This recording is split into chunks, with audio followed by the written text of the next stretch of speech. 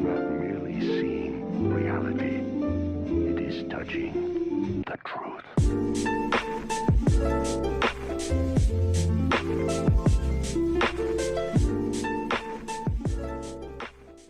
What's going on, everyone? Welcome back to Chronic Gamer. My name is Matt, and this is my final thoughts and redirect for episodes 168, 169, and 170 of One Piece. So go ahead, click the link in the description, check that out, come back here, let me know what you think in the comments section.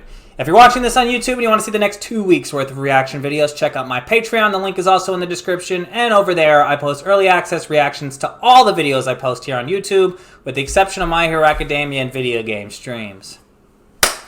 Okay, I really like these episodes. You know what?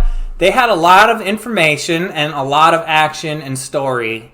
And I think they just did a good job. You know, sometimes with One Piece, it's such a long series and they have so much information that they throw at you. Sometimes it feels like they're dragging it out. It's just like, oh my gosh, okay, I get it. But we got that a lot in the last arc. Even though the last arc was still really good, we got that a lot. We haven't gotten it so much this arc, but these episodes didn't feel like that at all. We really felt like, I really felt like we were getting a lot of exposition, a lot of story progression, as well as character development, really.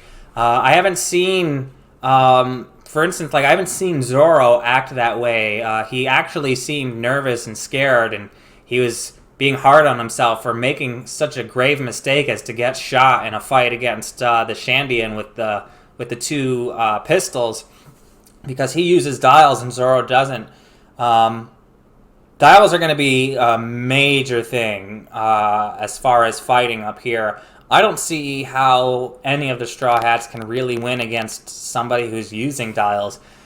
We saw, I mean, at least easily, because we saw what the dials were capable of with the ball ordeal, even though I didn't know that that priest was using dials.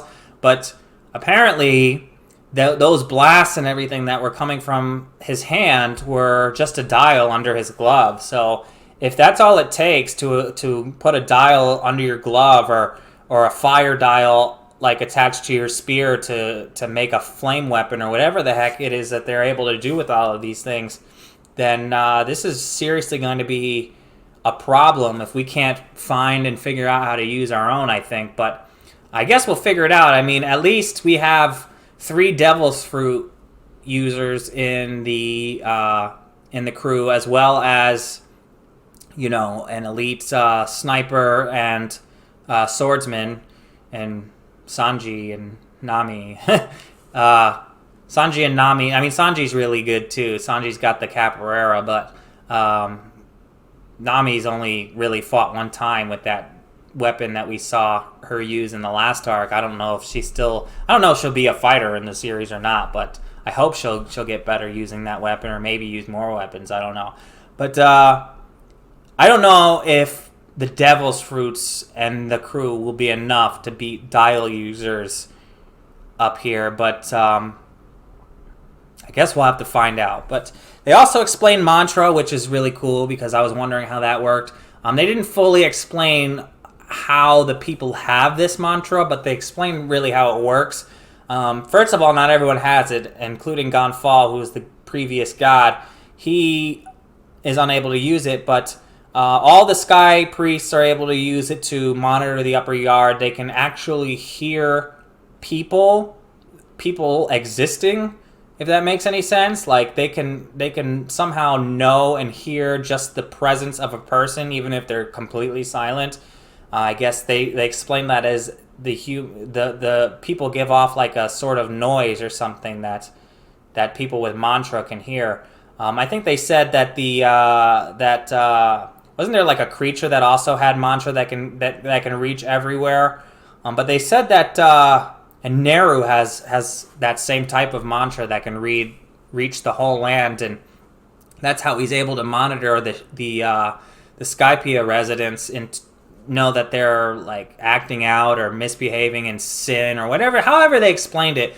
It was pretty cool though. I don't know how he's able to do it. I hope that they do explain that further later. We still don't know a whole lot. Like, those giant creatures that we saw at the beginning of this arc, like the big giant figures, we still haven't had that really explained, I don't think. They did look like Skypiea people. I'm pretty sure they had wings, if I'm remembering correctly, but how and why they looked, those giant figures even existed, I don't know. But,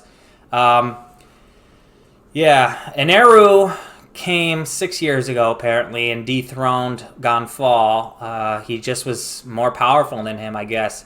Gonfall said that he came from an island farther away, a sky island farther away, so there's probably a bunch of sky islands that we haven't seen yet. As I said when we first came to the Skypiea area, that there's just a whole sky ocean of islands. But he came from somewhere, and he took over the upper yard and became the new god. And he's got these soldiers working for him, and they really enforce his rules. And he's got to be stopped, at least for the Sky people.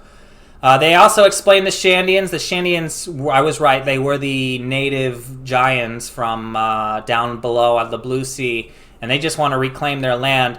I really don't get them, though, because it's been 400 years since Jaya flew up into the sky and became the upper yard. So how come they're still fighting for their land? Like, I feel like either by now they would have lost, or they would have won, or they would have just dissolved into the Skypiea people and became them, because such a long time. I mean, they even have wings. Like, how did they get wings if they were originally from the Blue Sea? The Shandians had to have mated with Sky people, right? Like, so what makes them how do they differentiate who's who? That doesn't make a lot of sense to me, but maybe they'll explain it. And if they don't, feel free to explain it to me. But if they do, then please don't spoil me.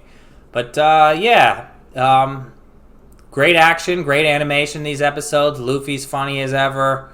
We're just dealing with a lot. Like, it's a full-on war going on here at the upper yard.